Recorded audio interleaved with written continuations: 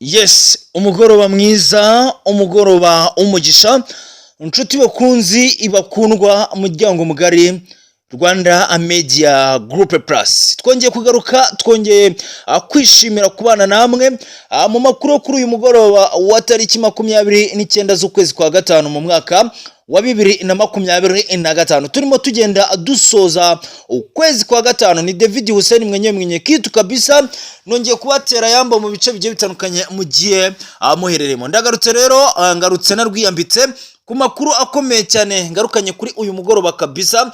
Ni amakuru menshi cyane ati tombe inyeshyamba za M23 zamaje gutangaza ko rwose ziteguye kugaba ibitero ku gihugu cy'u Burundi. Ndaje tugende tubyinjamo gatanu kandi ni itangazo risote mu mwanya muto cyane rwose, aho inyeshyamba za 23 zeruye zikavuga ziti dukeneye intambara n'igihugu cy'u Burundi. Turaza kunyaruka cyane, aho turaza kunyarukira ku makuru akomeye cyane avuga yuko uwitwa Sultani Makenga yamaze gukurwa mu mukino w'intambara mu burasirazuba bwa RDC, ngo aho IPO ya Sultani Makenga generali yasimbuwe n'uwitwa Joseph Kabanga Kabila mu burasirazuba bwa RDC. Namwe makuru tuba twamaze kugenda adutohoza tuyava imuzi n'umuzingo dukuraho ivumbi kabisa no kuri Rwanda Media Group Plus. Turaza kunyarukira ku yandi makuru akomeye cyane ku ndege yo mu bwoko bwa drone yacucumye ibirindiro by'inyeshyamba za M23 ahazwi nko mu mujyi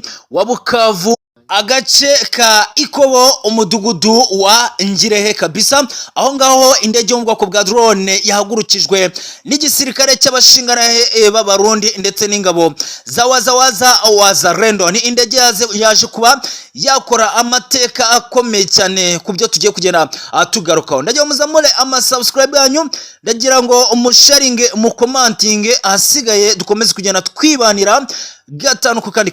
Raza kunyemerera dusoreze ku ngingo ikomeye cyane, aho umunyapolitiki utavuga rumwe n'ubutegetsi bwa Felix Antoine Chilombo Akisekedi naundi rero n'uwitwa Denis Mikwege kabisa, ubwo yari ari kuganira n'iki kinyamakuru gikorera ku butaka bw'Ubufaransa de France 24 kabisa. Ni byinshi cyane yagiye atangaza kukuba uwitwa rwose Joseph Kabanga Kabila ari umwe n'ubutegetsi bwa Kigali. Ni byinshi tugiye kugenda twimatatura. Ndajya muzamura subscribe yanyu, abakunzi ba David Hussein mwenye kitu kabisa. Ese muri hehe ko nari kubabona muzamura subscribe yanyu, muzamura likes, mure kuri utwo dupfunsi kabisa, gapfunsi kareba hejuru mukoreho, mujye ahantu hari ijambo ryanditseho subscribe nyamuna mukoreho. Asigaye nanjye David mwenye kitu kabisa mbafitiye byinshi, mbafitiye amakuru atariho ivumbi nkuko nabibijeje mu gihe nageze muri izi mikoro za Rwanda Media Group Plus. Tugomba kwimataturana tugakubitira ikinyoma aho umwanzi areba kabisa. Twihuse cyane rero sasa kuri uyu mugoroba wa tariki 29 z'ukwezi kwa gatanu mu mwaka wa 2025. Turahera ku nkuru ikomeye cyane, ni itangazo risohowe n'inyeshyamba za M23 Alliance Favre de Congo, bashinjwa kuba bafatanya n'igihugu cy'u Rwanda kugaba ibitero mu burasirazuba bwa RDC.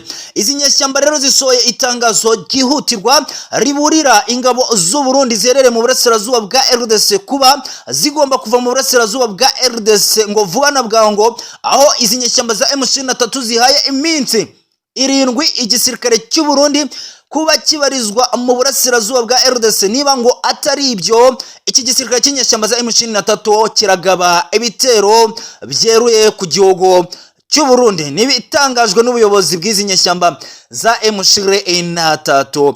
Twagiye tubabwira kenshi ko nyamara iyi ntambara igiye kuzaba iyakarere k'ibiyaga bigari hagati y'ibihugu by'iburasirazuba kabisa. None bitangiye kugenda bigaragara kugeza ubu rwose, nuko izi nyeshyamba za M23 nakwihishira mu itangazo zisohoye zitangaje ko rwose zeruye kuba zigiye kugaba ibitero ku ngabo z'u Burundi. Ni mu gihe kandi mu gihe cyashize izi ngabo z'u Burundi zatangarije igisirikare cya M23 ko zitagomba kuva mu burasirazuba bwa RDC mu gihe izi nyeshyamba za M23 zitarambitse ibirwanisho hasi ngo zigane inzira z'ibiganiro.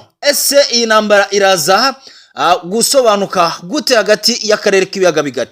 Reka twihute cyane, siyo ngingo yonyine ituzanya ahubwo tuzanwe no kugira ngo twimataturane dukubitire ikinyoma ahagaragara. Itangazo rikomeye cyane rikomeje kugenda aricicikana rivuga yuko uwitwa Sultan Makenga yamaze gukurwa mu mubare w'abagomba kuyobora inyeshyamba za M23 kubyo ngo atigeze yumvikana n'inyeshyamba za M23 ndetse n'abatera inkunga izi nyeshyamba za M23. Rero ngo uwitwa ngo Sultan Makenga ngo ari ahantu abohewe cyane rwose, ngo ari gutakamba bihambaye cyane kugeza amagingo ya ngo ni gute uwitwa wahoze ari perezida w'igihugu cya RDC Joseph Kabanga Kabila aza mu mujyi wa Goma nahure n'uwitwa Sultan Makenga kandi ari we ugaragara nkaho ngo yakabaye kwakuriye izi nyeshyamba za M23. Rero ibi ngo birashyira ukuri ndetse birashyira umucyo ngo kubikomeje kugenda bitangazwa kuba uwitwa Sultan Makenga yaba yarafunzwe n'izi nyeshyamba za M23 ndetse n'abatera inkunga izi nyeshyamba za M23. ngo rero kuba uwitwa Joseph Kabanga Kabila yaraje mu burasirazuba bwa RDC ni IPO ije gusimbuzwa uwitwa Sultan Makenga ku rugamba inyeshyamba za M23 zikomeje kugaba mu burasirazuba bwa RDC. Ibi rero turabikomoza ubwo uwitwa Denis Mikwege yaganiraga n'ikinyamakuru The France 24 kabisa, yagiye atangaza byinshi kubyo yagendaga abazwa n'iki kinyamakuru. Uwitwa Denis Mikwege yabajijwe n'iki kinyamakuru ati ese urashimangira ko uwitwa Joseph Kabanga Kabila yaba ari umwe n'ubutegetsi bwa Kigali? Rero uyu Denis Mukwege na kujya indimi yahise asubiza agira ati rwose ndabihamya neza ko uwitwa wahoze ari perezida w'igihugu cya RDC Joseph Kabanga Kabila yaba ari umwe n'ubutegetsi bw'u Rwanda rwose.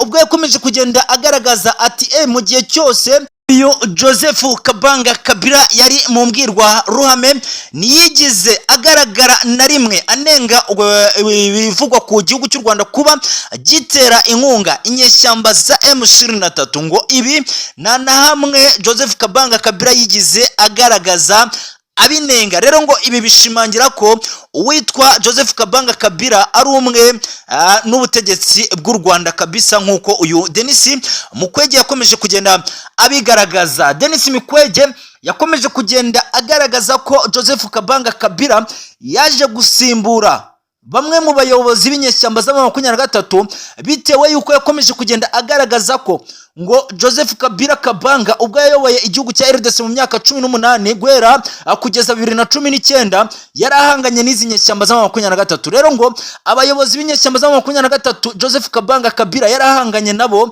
muri iyo myaka 18 yarayoboye, nuko bose bamaje kuba basimbuzwa. Rero ngo ubwo Joseph Kabanga Kabila akaba yaraje gusimbura witwa Sultan Makenga, umwe mu bari bahagarariye izi nyeshyamba za M23. Ibi ni byakomeje kugenda bitangazwa n'uyu nguyu Denis Mukwege utavuga rumwe n'ubutegetsi bwa Felix Antoine Chirombo Kisekedi. Reka tunyarukire ku bitero by'indege yo mu bwoko bwa drone CH4 yaje guca ibikuba bikomeye cyane ku birindiro by'inyeshyamba za M23 mu mujyi wa Bukavu. Ni indege yaje kuba yacucuma abatari bake nkuko amakuru yaje kuba yatugeraho. Indege yahagurukiye mu bice biyobowe n'ingabo za Wazalendo ndetse n'ingabo z'Abarundi. Rero ni indege yaje kuba yakubama ku birindiro by'inyeshyamba za M23 byari biherereye mu gace Ikobo mu mudugudu wa Ngirehe kabisa, nkuko amakuru yaje kuba yabitangaza. Nkuko rwose zimwe mu mboni zagiye ziduha amakuru ngo abagera kuri 87 baje kuba bacucumwa n'izi ndege. Indege yakoze igitero karundura, igitero simusiga yazamuwe n'ingabo z'Abarundi ndetse n'ingabo za Wazalendo, nkuko amakuru yadusanze hano muri studio. Nyamuna M23 yahuye n'akaga gakomeye cyane, nkuko rwose amakuru yakomeje kugenda adusanga hano muri studio. Ni byinshi twakomeje kugenda dukoraho ubutasi ducukumbura tuyava imuzi n'umuzingo kugira tubagezeho inkuru yuzuye. Reka mbasabe kuzamura subscribe zanyu, reka mbasabe gusharinga, commentinga, asiga dukomeze twiyubakire umuyoboro mugari Rwanda Media Group Plus. Reka mbashimire, reka mbifurize kugumya kugubwa neza. Amahoro y'Imana n'imigisha nibikomeze kubana namwe mu mirimo igiye itandukanye mugiye muheremo.